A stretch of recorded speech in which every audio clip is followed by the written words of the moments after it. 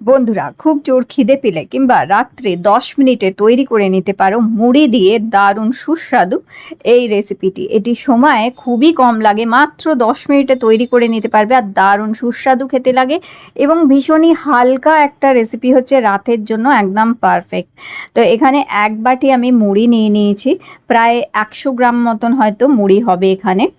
আর এখানে দেখো 2টি টমেটো নিয়ে নিয়েছি। তো এখানে আজকে যে রেসিপিটি আমি তৈরি করছি এটা একজনের জন্য যথেষ্ট। তো তোমরা যদি বেশি তৈরি করতে চাও তাহলে আর একটু পরিমাণটা বাড়িয়ে নেবে। তো এখানে 2টি টমেটো নিয়েছি, ছোট সাইজের, মাঝারি থেকে ছোট সাইজ হচ্ছে 2টি টমেটো। একটু টমেটোটা বেশি লাগে এটায়, তা কারণ টমেটোর জন্যই এটায় টেস্ট আসে খুব ভালো। আর এখানে আমি 2টি কাঁচা লঙ্কা ছোট ছোট করে কুচি করে নিচ্ছি। আর ঝাল যদি একটু বেশি খেতে ভালো লাগে তাহলে একটু বেশি পরিমাণ কাঁচা লঙ্কাও এখানে ব্যবহার করা যেতে পারে। আর এবার এই টমেটো একটা মিক্সার গ্রাইন্ডারের জারে দিয়ে দিলাম, আর অল্প একটু জল দিয়ে দিলাম এখানে। আর এরপরে এর মধ্যে দিয়ে দিচ্ছি অল্প একটু শুকনো লঙ্কার গুঁড়ো আর একটুখানি ধনের গুঁড়ো। তো এখানে 1 চামচ মতন ধনের গুঁড়ো দিয়েছি, শুধু শুকনো লঙ্কা আর ধনের গুঁড়ো আর টমেটো, অল্প জল দিয়ে এবার এটাকে বেটে নিতে হবে। তো এই মশলা বাটার জন্য আমি এখানে ইউজ করছি Agaro regal personal Blender. Agaro রিগালের এই পার্সোনাল ব্লেন্ডারটা খুবই ছোট্ট একটা সুন্দর ব্লেন্ডার, দেখতেও খুব সুন্দর, জায়গা খুব কম নেয়, ছোট রান্নাঘর ছোট পরিবারের জন্য খুব সুন্দর। 2টো ব্লেড আছে, 3টে জার পাওয়া যায়, গ্রাইন্ডিং আর ব্লেন্ডিং ব্লেড আছে। আর এরকমভাবে অল্প মশলা অল্প কিছু করার জন্য একদম পারফেক্ট। তো এখানে মশলা তৈরি হয়ে গেছে। এবার একটি ফ্রাইং প্যানে আমি 1 চামচ সর্ষের তেল দিয়ে দিলাম এখানে। আর এর মধ্যে আমি ফোড়ন দিয়ে দিয়েছি 1 চামচ সর্ষে আর 1 চামচ জিরে, গোটা জিরে আর সর্ষে ফোড়ন দিতে হবে এখানে। আর একটি শুকনো লঙ্কা ফোড়ন দিয়ে দিলাম। এবার এই ফোড়নটাকে একটু নাড়াচাড়া করে ভেজে নিতে হবে।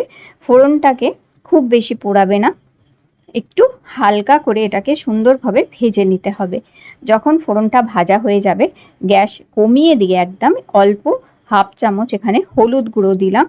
আর এবার এই হলুদ গুঁড়োটা একটু নাড়াচাড়া করে নেওয়ার পর এবার এখানে আমি দিচ্ছি কিছু কারি পাতা, 1 মুঠো মতন কারি পাতা এর মধ্যে দিয়ে দিতে হবে। আর কাঁচা লঙ্কা কুচিগুলো এখানে আমি দিয়ে দিলাম।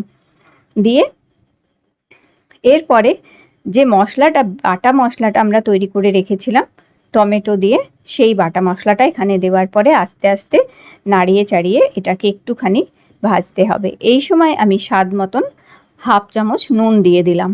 দিয়ে এবার এটাকে ভালো করে একটু আস্তে আঁচে নেড়ে চেড়ে ভাজতে হবে যতক্ষণ না মশলার কাঁচা গন্ধটা চলে যাচ্ছে এবং মশলাটা থেকে যতক্ষণ না তেল ছাড়ছে।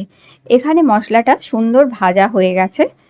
আর এইভাবে মশলাটাকে আগে ভেজে নিতে হবে যাতে টমেটোর আর মশলার কাঁচা গন্ধটা একেবারেই চলে যায়। এইভাবে ভাজা হয়ে যাবার পরে আর যখন মশলা ভাজতে হবে সেই সময় আঁচ কিন্তু মিডিয়াম ফ্লেমে রাখতে হবে। হাই ফ্লেমে মশলাটা পুড়ে যেতে পারে, সেই কারণে মিডিয়াম ফ্লেমে আস্তে আস্তে করে ভেজে নিতে হবে। যখন ভাজা হয়ে যাবে তখন ওই 1 বাটি মুড়ি যে রেখে দিয়েছিলাম সেটা আমি এই মশলার মধ্যে দিয়ে দিলাম। এবার এটাকে ভালো করে নেড়ে চেড়ে মশলার সাথে মাখিয়ে নিতে হবে এইভাবে। অনেক সময় মুড়ি আমাদের নরম হয়ে যায়, বিশেষ করে বর্ষার সময় মুড়ি হয়তো কৌটোর মধ্যে রাখা আছে কিন্তু দেখবে অনেক দিন হয়ে গেলে সেটি নরম হয়ে যায়, তখন এই ধরনের রেসিপিগুলো করে নেওয়া যেতে পারে। এটা খেতে দুর্দান্ত লাগে এবং রাতে ডিনারে যখন কিছু মনে হয় কি বানাবো 10 মিনিটে, খুব খিদে লাগছে, তখন এই ধরনের রেসিপিগুলো কিন্তু দুর্দান্ত লাগে। তো এইখানে এবার ভালো করে নেড়ে চেড়ে নিতে হবে।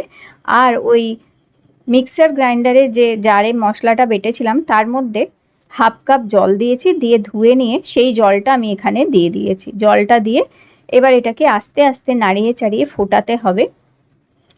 তো এতে কি হবে, খুব সুন্দর মুড়িটা একদম সফটও হয়ে যাবে এবং মুড়ির ভেতরে মশলাটাও খুব সুন্দরভাবে ঢুকে যায়। আর এটা খেতে অসম্ভব টেস্টি লাগে, দুর্দান্ত খেতে হয় কিন্তু এটি অবশ্যই ট্রাই করো বন্ধুরা একবার হলেও এই রেসিপিটি। তো এখানে এই রকমভাবে এই রেসিপিটাকে হালকা ফ্লেমে আস্তে আঁচে এটাকে করতে হবে, হাই ফ্লেমে করবে না, আস্তে আঁচে এইভাবে নেড়ে চেড়ে যখন দেখবে এরকমভাবে পুরো শুকিয়ে গেছে আর ঝরঝরে হয়ে গেছে, সেই সময় এটা গরম গরম সার্ভ করতে হবে। এটি খেতে অসম্ভব টেস্টি হয়, দারুণ লাগে আর খুবই হালকা, খুব সুস্বাদু একটি রেসিপি হচ্ছে। আর দেখো বন্ধুরা, আমাদের প্রত্যেক খাবারে প্রোটিন যোগ করা ভীষণ দরকার।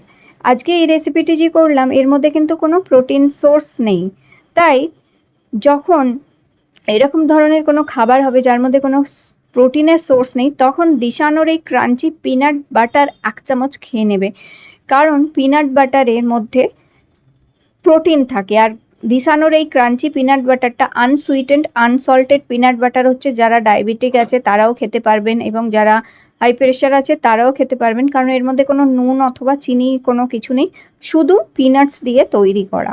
তো এখানে 1 চামচ আমি পিনাট বাটার অ্যাড করে নিলাম প্রোটিন সোর্সের জন্য, আর এইটা দুর্দান্ত খেতে লাগে। অবশ্যই ট্রাই করো এই মুড়ি আর টমেটোর এই রেসিপিটি। আর এটা বাচ্চাদের টিফিনেও দেওয়া যেতে পারে, বাচ্চাদের টিফিনেও দিলে তারাও কিন্তু চেটেপুটে খেয়ে নেবে, কারণ এটি খুব টেস্টি হয় খেতে। তো আজকের এই রেসিপিটি ভালো লেগে থাকলে লাইক দিও, চ্যানেলটি সাবস্ক্রাইব করে রেখো। আবার দেখা হবে তোমাদের সাথে নতুন একটি রেসিপির সাথে।